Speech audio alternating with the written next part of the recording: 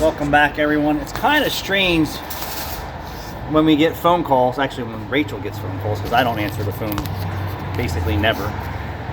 And when a customer calls and asks for all these pricing, it's usually motivated by something else. Typically a visit to the dealership is usually what we think it is. Not all of them convert into a visit to the center for repair. Price shopping, information shopping. So yesterday there was a bunch of phone calls for tune-ups and some other stuff.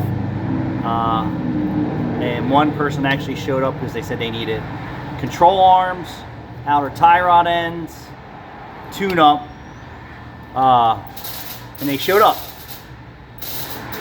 Now I actually came in late this morning, and I'm going to tell you a story about that in just a second. That Jude was here, and Jude went over their immediate concerns and looked over the car and found that a tire on the right rear was dry rotted and cracked. The brakes were almost metal to metal. He did miss the exhaust leak on the first round, but we did find it on our second inspection of the car, and it was leaking in two spots. One is back here. It was very hard to see, but you can see that the flange surfaces had some red RTV on here, and it's failed. Sometimes this works, sometimes it doesn't. The dealer missed this completely, and then Jude missed it, like I said, on his first go around. But the flex pipe was pretty obvious, and I heard it on start, but the flex pipe here, it's supposed to flex. No flex in this. And then you can see here that it's the cheapest design. There's no inner braid, which makes the exhaust system even more noisy. So hold on for 1 second, and then I'm going to show you the flex pipes we put on, which are the higher quality ones. And like that, I'm back. This is a little bit longer than what she had, and that's fine. What you want to see is the outsides are very similar for most flex pipes. There's even cheaper ones out there than this. So the outer stainless steel braid, and then on the inside, there's a circle ribbed pipe, and then you see on this one, it has the stainless steel flex material inside of there.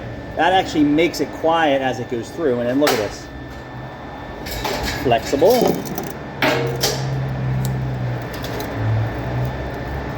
Not flexible. So, and where that comes from is this tube design that they have in here is very rigid. And the engine and the transmission torque is so strong that it will crack and pull apart the inner part. This actually was leaking through this piece. I've seen this type of material. I don't ever really see this type of material. It's kind of weird. It's not the ring. It's actually like a ring flattened, which is really strange. I had an owner that I worked for at the Big M that the inner braided flex pipes were $1 more than the non-inner braided flex pipes, and that owner didn't care about the quality of products we were putting to the customers. So he's like, hey, I could save $1. We do, I don't know, 100 flex pipes a month, because we did a lot of exhaust work back then. You know, look at the money I could save throughout the year. And like, dude, these things suck. People complain about it. I don't care that you're saving $1 for every flex pipe. The dollar isn't important to me as your manager that have to deal with these people. I want to provide a quality product every time. He's like, well, not everyone's going to complain. I'm like, I don't care. I'm not installing those parts on people's cars. So you want to listen to them complain and have to pay the guys twice to do a job over? I'm all for that. I said, but if I'm making the order, I'm ordering flex pipes with inner braids. And that's what I got. I'm not putting shitty products on people's cars. And then you got fired. Consciously knowing. No, I didn't get fired. We left on mutual grounds that I was buying my own shop, and I gave him notice, and he just said, hey, you're free to go. And I was like, okay, peace out, see you later. But back to the dealership tech. The dealership techs mixed the flex pipe leaking, the flange leaking in the back. To me, you know, Jude will tell you, I can hear an exhaust leak out in the parking lot when someone comes in. Even if they're not even here for an exhaust leak. They're like, I'm like, that car's here for exhaust. They'll go up there and not, it's for an oil change. I'm like, what? Yeah. I'm like, don't worry about the exhaust. I just need that oil change. I was just telling Rachel, I was like, I don't want a certain customer in our base. It is what it is. If your car is junk and it's pissing fluids out of it, I don't want to change oil on your car. We had a prime example today. I'm going to drive it till the wheels fall off before we even get into the shop. Well, that's nice and all, but your car actually has to be safe. Frame was rotted out, alternator light was on, pissing fluids from everywhere. Just the oil change, please. I was like, nah, just back it out. The money's not that important to me. Rachel's like, hey, sorry. The owner said we're not changing your oil on your car. Plenty of other shops out there that will welcome you in for that type of stuff, but we're not that kind of shop. I told Jude, you got to have some standards in your quality of work, and that's where I draw the line, is pissing fluids out of a car for an oil change. Is it supposed to sound like that, Jude? Yeah, I just did a poop. It actually started better. It did. So like I said, it was strange that we had this phone call for all types of real mechanic work, and let me see how well this fits.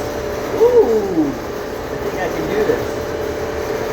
And then they actually show up, because that's not the norm here. It's usually shopping around and information seeking, and it's been really slow, but what do I know? Give me a second. I'm going to size this and bring you back, and I'm going to show you what it looks like. So Jude is sizing that. We're going to show you how we make it fit, and then we're going to weld it in. And then the last piece is we're going to cut that flange out, and we're going to weld in the sleeve there. But anyway. Oh, you were recording the entire time? No, not when we were talking about Rachel and Dustin. I was going to say that. That was off-camera shenanigans. I wasn't sure. No. No fucking way. Hold on. Yeah. Ready? Yeah. Are you money? Almost. Got some fitting issues. Come on, I just test fitted you and you fucking slid over. Oh, that's why. It's being a slut. There we go. Alrighty, and... You need to come forward. I mean, we have no, we're good. Yeah. We're good.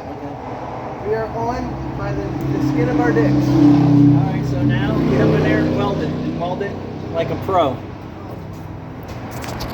Waiting for an approval on the transmission. I don't think... Jude's going to finish this car up. See, it's on the alignment turn plates. I'm going to toss this piece of crap in the trash.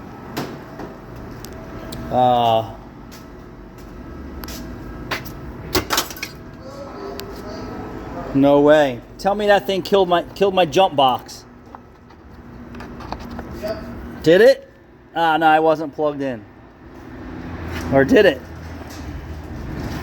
What's going on here? Let's see. That's how it says it's still charging.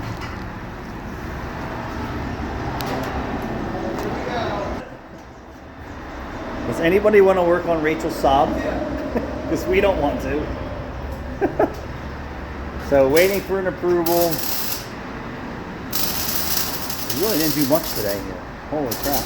Tuesday really sucked.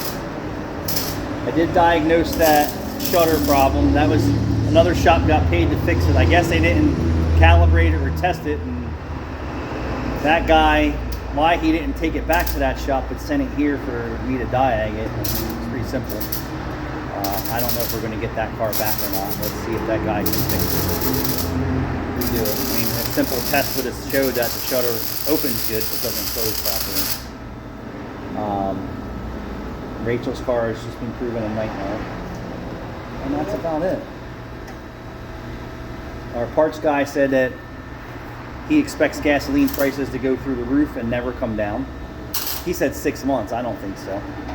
Trump said a year that we would have affordable everything, and 6 months doesn't put us, 6 more months of this year doesn't put us in this year of affordable living. And Will, you're right. He pulled one over on me. He's a hell of a salesman.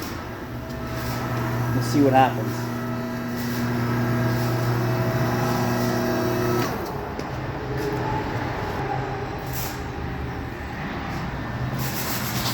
Thanks for watching.